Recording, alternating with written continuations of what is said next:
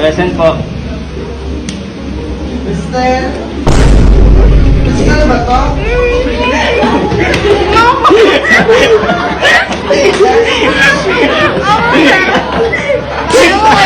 Malapit. What area? Stand up. Here, in front. Lapit. Lapit. Hindi lang ikaw. Lapit. Bakit? Sige ba? Ganyan mo may klase kayo sa akin, di ba? Pili. Di ba sinabi ko sa inyo kanina, ayoko nung narinig? Yes po. Hehe!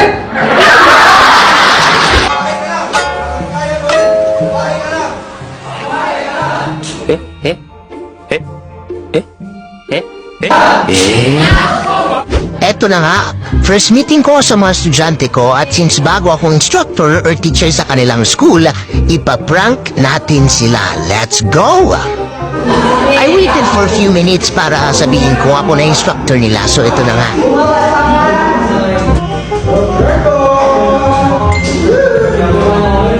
Alright class, I think we need to start na.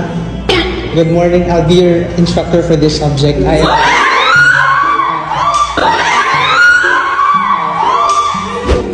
Sabi ko sa inyo, wag buksan ng pinto, lalabas ang aircon.